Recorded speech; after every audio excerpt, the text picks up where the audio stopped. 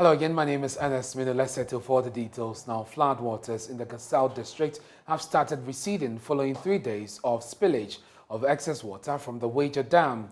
The scams as 3 of the spillways have been closed. Thousands of homes were flooded, with hundreds of residents spending the last 3 nights outside of their homes and temporary structures. Some of the victims, including children, are relying on family and friends for a sleeping place. They have been making desperate pleas for food and other basic essentials in the wake of the havoc from the humanitarian crisis. Maxwell visited the Wager Dam this morning and reports that 3 of the flood spill gates have been closed, leaving 1. Some affected persons are heaving a sigh of relief because the floodwaters are now receding. This is the genesis of all that we've been reporting from Tuesday, Wednesday, and indeed earlier today, Thursday. So all of these water that you are seeing is what is going downstream to flood the communities, Wager, SCC, Choice, Modest, Tetegu, and all the communities affected by the flooding. What you're seeing now is a mild version of what happened on Monday, because we were told that the spill gates, 4 spill gates were actually opened. Now 3 of them have been closed, and the information that we're picking indicates that this is just 1 spill gate, that has been opened. So just 1 spillway, but you can still see the ferocity of the water. You can see the intensity, of the water, and all of this is going downstream. It gets downstream, and then we see, the consequences. But Ernest, we've been hearing from officials here who've been telling us that, look, this is a necessary evil, because if they do not do this, the dam, the dam would break, and then when that happens, the consequences will be very, very devastating and deadly. They tell us that what we're seeing right now is a controlled situation. If they do not spill, if they do not open the spill gates and the dam breaks right now, all these communities that you see downstream are likely going to be wiped out. So it's a necessary evil for them to spill the excess water from the Wager Dam. But visiting the communities, we've seen some personnel of the National Disaster Management Organization. They started another phase of the operation today. Power supply to the area remains cut. The ECG says although it is losing revenue, it cannot risk restoring electricity because some of its transformers in the affected areas are in water. Let's now go onto the phone and speak to Communications Manager Officer of the Accra West Electricity Company of Ghana, Fred Bambil Johnson. Thank you, Mr. Johnson, for your time here on News Today. So can you share with us how your operations have been affected as a result of the floods? Well, I'll say good afternoon to you and to your listeners. Since Tuesday, when the flood, when we're faced with the flood, we had to take a decision as a company because for safety reasons, we had to make sure that we're not putting lives and properties at risk. And so we curtailed power supply to some communities within the Wager area. Now, by virtue of the fact that we are not having electricity for these persons to use, it means that the company is losing some revenue. And so obviously that affects our operations. Then also, we have some transformers, ground-mounted transformers, which are also in areas which are flooded. And so that also means that later we expect that after doing some technical assessment, may be faced with some problems with these, and they would need some further attention. How much have you lost? Well, we are not speaking numbers now. Currently, we are monitoring the situation, trying to see as much as possible how we can bring back communities which have their flood waters receding back on supply. So we want our immediate goal is to make sure that life and property are safe, and then wait for communities that have better situations, we bring them back on supply. I'm sure once all these are done, we'll be able to sit down, count our losses, and then know exactly what the financial impact of the period has been. From where you sit, given the nature of the situation, when is it likely that power will be restored? So we are doing this on a case-by-case basis. Yesterday, we were able to restore a community at Wager Dam. Constantly, we are monitoring the situation with the national officials on the ground. And so I think when we assess and realize that if to restore supply, we do. So there are some communities that we expect to come back home because, as reported, the floodwaters are receding now, and so we would expect that after when we shall be bringing the back on supply. Thank you for your time. That's a communications officer at the Accra West Electricity Company of Ghana, Fred Bambil Johnson.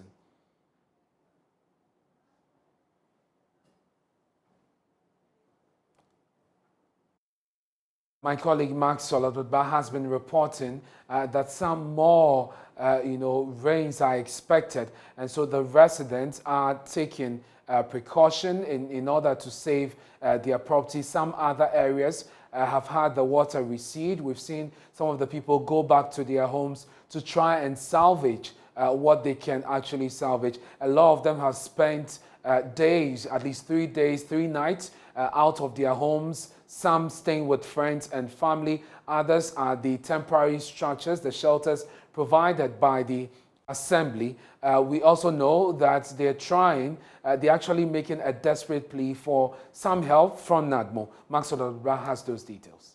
Visiting the communities, we've seen some personnel of the National Disaster Management Organization. They started another phase of the operation today. They're still knocking on doors, visiting communities such as Tetegu, helping people who still are unable to come out from their rooms. They tell us that they've been able to rescue many of them. That happened yesterday. We saw them carrying aged people. We saw them carrying nursing mothers, pregnant women in their speedboats and then taking them to safety. We saw military trucks also carting the household appliances and all items salvaged by affected residents to the dry land. We're told that they are not resting on their oars. They are continuing with that operation today. And indeed, when we were on the ground, we saw them there. We are hoping that this efforts, would continue till the week ends.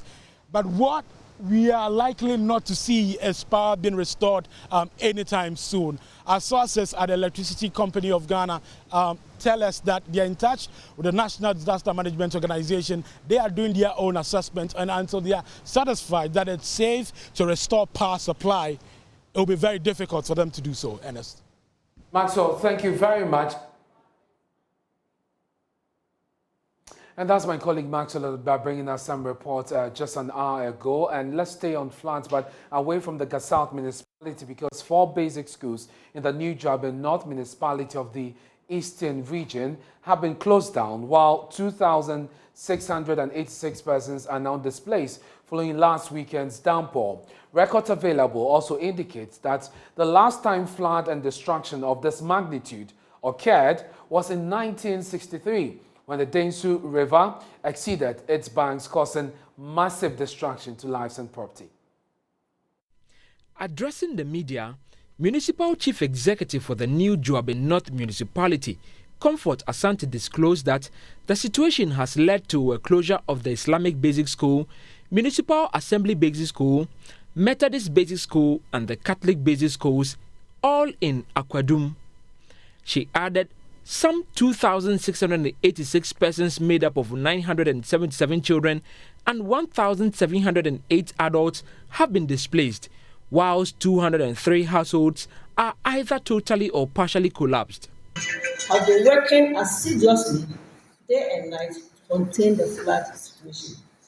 So far, data collected throughout the municipality indicates that the worst hit communities are Akwadum and Asokore.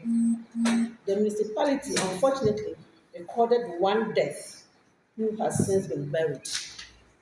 Figures of affected people recorded is 2,686, made up of 977 children, comprising 489 males and 488 females. Adults affected are 1,708. It is important to state that 203 households have either collapsed completely or partially damaged.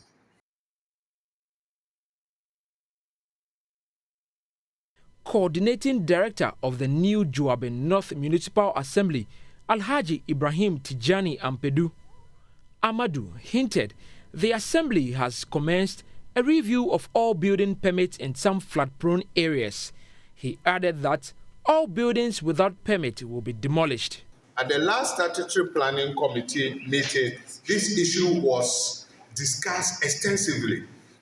We realized that even those that we give permits are potential threats to the riverbeds and then the flow of the water. So the statutory planning committee has been directed that we should review some of the permitting that we have given already. And those that do not have permits, we are gradually going to pull them down. But due diligence has to be made to ensure that the right thing is done. So gradually, we do not want people to encourage people to be developing on waterways, etc. Much as The Director of Operations at the Eastern Region Office of NADMO, Mr. Kankam Chumesi, tells JoyNews they have submitted their report to the National Office. They do not know when relief items will be made available to the affected persons. When we did our assessment, we saw that thousands of properties had been destroyed. One person died, as you already know, and over thousands of people have been displaced. And we are still waiting to hear from our National Secretariat to get some relief items for the victims. We were tasked by our Regional Secretariat to draft, to prepare our report so that the National Secretariat can, based on our figures, to give us the relief items, which we've submitted since Tuesday. So we are counting on our National Secretariat to act as quick as possible. By way of shelter, what are you doing for the people, for those who have nowhere to go? Some of them are sleeping in schools, churches, mosques. Can you say that again, please? We provided them shelter. Some of them are sleeping in schools, churches, mosques, and other places. And we provided them with portable water, place of convenience, and other stuff. Yesterday there was a press conference, and the municipal director directed that those houses, those structures in waterways need to be demolished.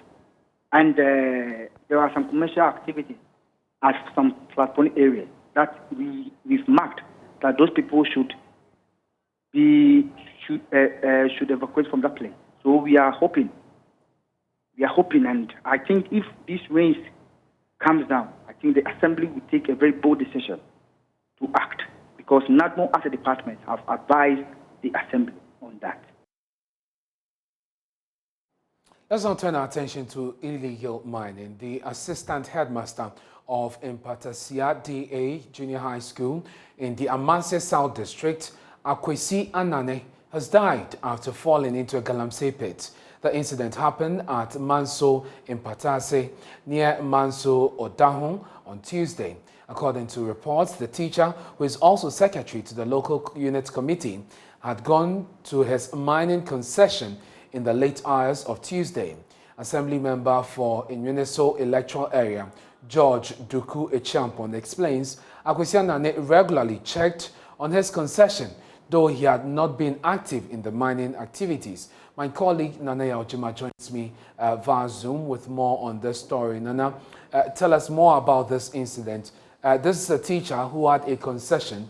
How long has he been operating this, and what is the nature of what he does? So according to the assembly member, head teachers has been involved in mining for years. Ever since was transferred to the area, he's engaged in mining. He has a concession where he engages people and sponsors them to go in there and mine for him. And whenever he go, when he doesn't have the time to actually engage in the mining, he contracts people to go out. So recently, according to the assembly member, they have packed out of the mining site because of government new war against mining.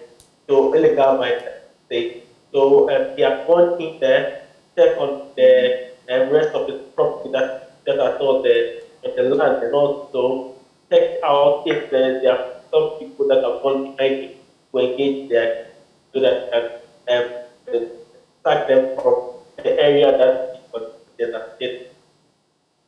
And how? So it was during one of them. Yes, go ahead, Nanaya. So, Ernest, as I was saying, was doing one of the visits that made a step and in a galactic. It's hours for rescuers to come in there, and when finally he was pronounced. What has been the reaction of his family and the community, as well as the school in which he was assistant headmaster? So it's been very sad for me, as you read, a unit of but he's the secretary. He was actually appointed to join the unit and also he's been very instrumental in the education of most of the students who are able to make it from the senior high school level. He is the best that the mentioned that mostly they contact whenever they would want to get more information about in the area. So he's very instrumental in education of young people in the area. So a lot of people have been popular among them. And that has caused a lot of sadness among the people in the area. The wish that I get that to was fun among the people that taught the junior high school level. And that has also a lot of people very, very satisfied.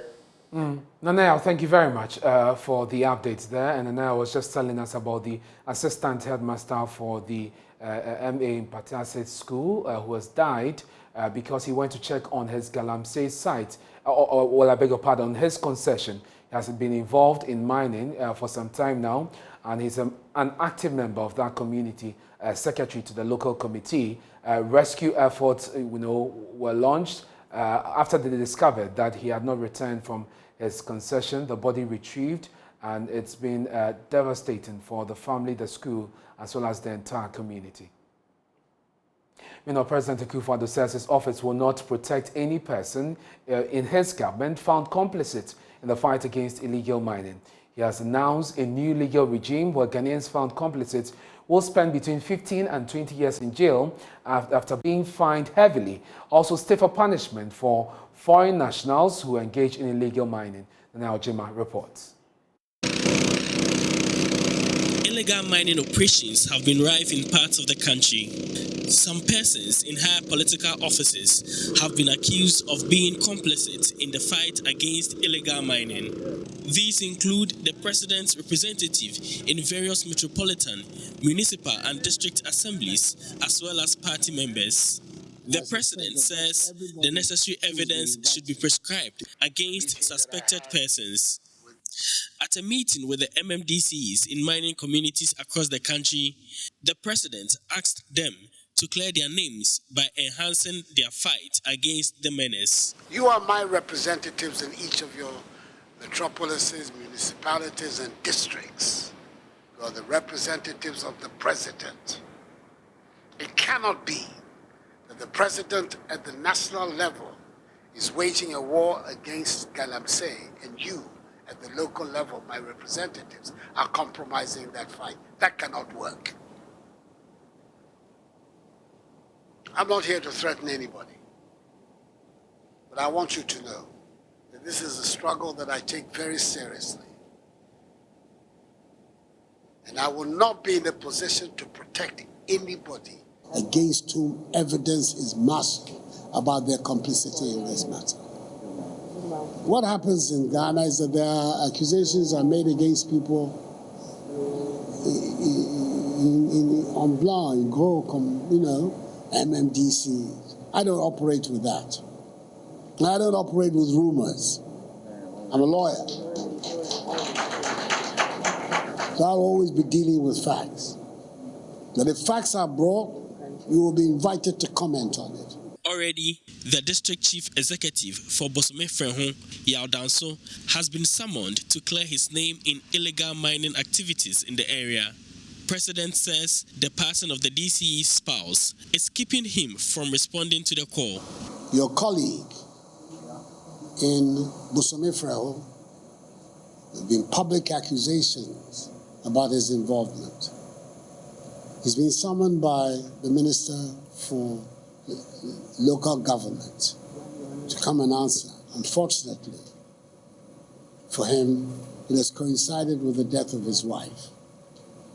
And apparently tomorrow is the first week, the 1 week celebration.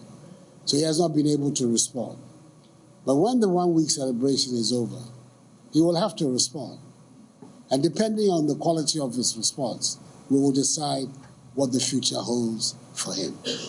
But that is the process that we're going to apply to anybody against whom allegations are made. Away from illegal mining, staff of the International Monetary Fund, IMF, are concluding their second round of talks with government on a bailout for the Ghanaian economy. These latest talks, which focus largely on the country's debt stock and a sustainability analysis, is said to be the most important factor in getting a loan from the IMF. Matters have been complicated, with the World Bank classifying Ghana as a high debt distress country, projecting the nation's GDP to hit 104% by end of this year. Speaking on PM Express on Wednesday night, policy risk analyst Dr. Theo Champon said Ghana will not get a penny from the IMF without doing some serious work on its debt. We do have the IMF in town now, which is doing the debt sustainability analysis, and that's going to feed into the program design. And I wouldn't be surprised if in the final DSA that the IMF does, we would end up with similar debt, stock and debt to GDP numbers, because they would include a number of the things that typically would not include in our debt accounting treatment, including those off-balance sheet transactions, and then the exposure at the exposure on the state-owned enterprises side of things. And just a quick point here before maybe I hand over. The IMF would only lend if they are sure that a country's debt is sustainable. And they have a statement on their website, which I'd like to quote here again. And it says that, quote, for those countries that have unsustainable debt, the IMF is precluded from lending unless the member takes steps to restore debt sustainability, which includes debt restructuring. And to determine whether your debt is sustainable or not, there are 4 bands that they typically would do in the DSA analysis. You're either classified as being low risk, moderate risk, high risk, or in debt distress. And as of last year, when that DSA was done in July, we were already classified as being at high risk of both external and overall debt distress. So given where we are now with the extra deficit and the extra spending, I personally won't be surprised if we move up into the next category of already being in debt distress, which then means that we would have to fundamentally commence a debt restructuring exercise before accessing the IMF financing. Meanwhile, the minority spokesperson on finance, Dr. Kezola Forson, says government has been caught pants down after hiding debts to conceal the actual state of its indebtedness. If the government had decided to correct their attitude of hiding public debt, wouldn't have gotten to where we are getting to. If the government had stopped their attitude of always creating SPVs for the purposes of hiding public debt, even though it is the central government that is actually having the obligation of servicing those debts, certainly wouldn't have gotten to where we are. Aisha, one important point we need to understand is that there's difference between the debt stock itself and the debt sustainability analysis. Okay.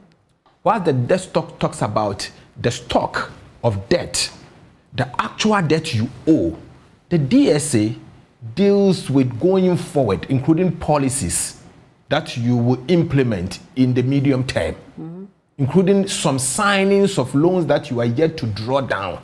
So the two are different. It is a fact that the Sino Hydro is a public debt. They decided to exclude it. Today, Ghana's debt to obligation to Sino-Hydro is due next year, June. Where's the bauxite? Where is the bauxite? How are we going to pay for that debt? Remember, the bauxite revenues are actually part of the tax revenue. So if you are using bauxite revenue to service a debt, it is part of the central government obligation. And the Constitution is clear on this matter. If you draw from the consolidated fund for the purposes of paying a debt, it becomes a public debt and it should be captured as such. It is government attitude that has gotten us there. No government in the last few, since 1992, this republic has decided to hide debt in the magnitude that we are seeing now. It has become the stock in trade of this administration. Let's call them out. If they have erred, let's call them out and make sure they don't repeat it. Finance Minister Ken Ofori-Atta will lead a team of Ghanaian negotiators to the IMF headquarters in Washington for 2 weeks in a bid to fast-track the process and get a deal before the 2022 budget is presented next month. Kofi J, data analyst with our research desk, joins me via Zoom with some more analysis on this. Kofi, what impact does this unsustainable debt level have on our country's negotiation with the IMF for a bailout? What has the IMF said about this? Right, Ernest. So what we do know is that when a member, country requests financial support from the IMF, the fund assesses whether the country's policies are consistent with debt sustainability. And it's also important to know that the DSA, which is the debt sustainability, is forward-looking, and it will consider steps being taken by the member, in this case Ghana, to ensure sustainable debt levels over the medium term. But there's a condition here that I want to stress on. It says that in cases where a country's debt is assessed as unsustainable, the IMF is prevented from providing financial support unless the member takes steps to restore debt to a sustainable level. And this includes seeking a debt restructuring from its creditors. And there are talks about restructuring our debt. The finance minister had earlier made a point that there was no deal at his last news conference. There was no deal with the IMF. Do we know now if government has taken any decision to either do the local debt restructuring or the external ones? So what we do know is that government is currently considering restructuring its domestic debt, which is at 190.1 billion Ghana cedis by the Bank of Ghana as at June ending 2022. We are in October. It is important also to know that Ghana's debt components is actually structured to two. So we have the external components, about 51.7%, and then there's also the domestic component, which is 48.3%. But this, certainly, it's easier talking to domestic creditors within a short period of time than foreign creditors. So probably that could be the reason why the Ghanaian government or the Bank of Ghana is considering restructuring its domestic debt rather than its foreign debt. But there is a template here for countries like Ghana to follow. So in the case of Zambia, they have been given the green light to run an IMF program worth about $1.3 billion. And Ghana will be taking inspiration from that. What they did was that they qualified for this program way back in 2021, December 2021, but they were not given the green light because they had to restructure their debt. It took them about 7 months to restructure their debts with their external creditors. The only difference here is that in the case of Zambia, they are a low-income country. Ghana is a middle-income country, and so they got a go-ahead from France and then China to come forward with their paperwork so that they'll be given some relief for them to be able to do their IMF program. But in our case, we didn't get an opportunity to join such a program. So our case is a bit different, but what we probably could be bragging about is that we are not defaulting. We are still at the brink of default, and that could be different from what Zambia is currently experiencing. But all indication is that government is deciding to restructure its external debt, probably rather than its domestic debt, rather than its external debt. Kofi, thank you very much, and we're following this very closely to see what becomes of it. You're watching News Today with me, Ernest. Time now for a break. On Warrior 10, we'll bring you business. Don't go away.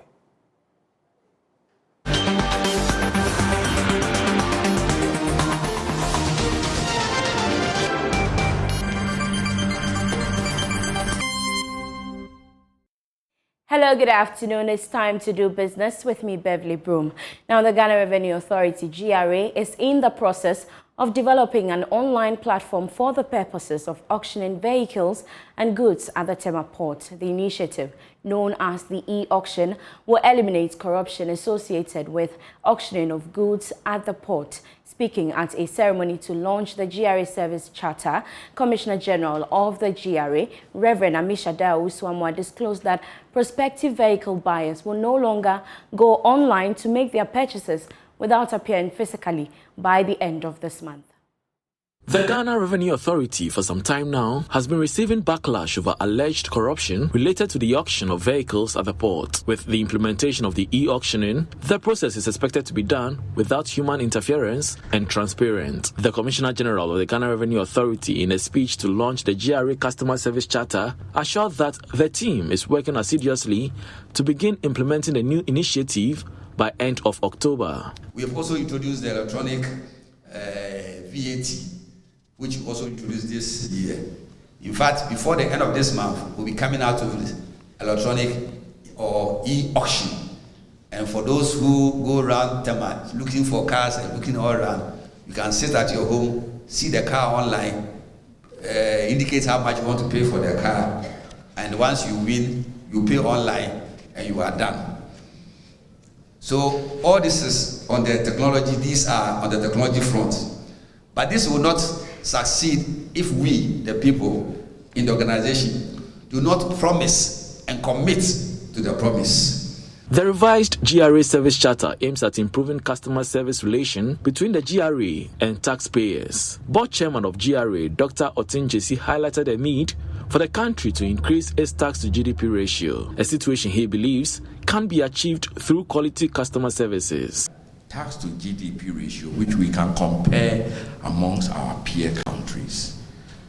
Our charter is only a statement of intentions, and we don't want it to be a statement of intentions. We want to realize what it really means by making Ghana amongst the top tax-paying nations, at least in West Africa, where we are. And I'm sure that I can count on my staff.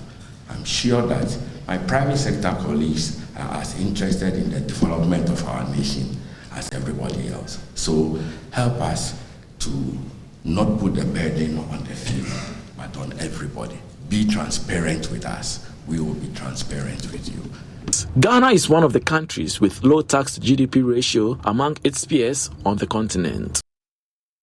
Now, away from the GRA, the Microfinance and Small Loan Center, MASLOC, says it has made progress in retrieving loans disbursed to some beneficiaries after contracting 4 debt collectors. Addressing the media at a training for staff on a nationwide digitalization rollout, Chief Executive of MASLOC, Abibat Ashani Mahama, indicated that progress has been made so far with a recovery drive, and her outfit is set to announce the same. In the first quarter of this year, the center indicated that out of about 240 million cedis disbursed, it was able to retrieve 90 million cedis, representing 45% of the amount. But according to the MASLOC CEO, Abibat Ashani Mahama Zakaria, with the entry of the 4 new debt collectors, she is hopeful of collecting all debts owed the center. So far, our recovery drive, we are on course because we have devised means of taking money. In the past, we were doing recovery just by ourselves, but right now we have gotten private companies who are debt collectors, 4 companies, and we've zoned the country into 4, and they are also assisting us in the recovery. So very soon we are coming to report our progress on the recovery. We've made some progress. The 2-day training session was intended to familiarize employees with a new software that will resource the institution's credit and other aligned departments to efficiently process disburse and recover approved loans to clients. The complete implementation of the different phases of the software will allow Maslog eliminate its manual processes and align its system on an approved platform compatible to new and complex modern banking systems used globally. That will be much easier because instead of going physical visits, these days we have the Momo and other things. So if it is digital, it's even better for us because before people take their loans and everything, all of these things will be put into consideration in the integration. So from disbursement, as I've said, to repayment, it's going to be digital. So it's not going to be difficult, but rather make it easier for us because we have POS in districts. We are going to provide them with all of those things. So people, for example, our mothers and fathers who have challenges with those things can visit our district offices or regional offices for them to take them through. The training was part of Maslog CEO's strategic vision to automate all of the center's operations. That's all for business. But for more business news, you can log on to myjoyonline.com/business. My name is Beverly Broom. Up next is sports with Fentio Tahiru Fentio. Stay.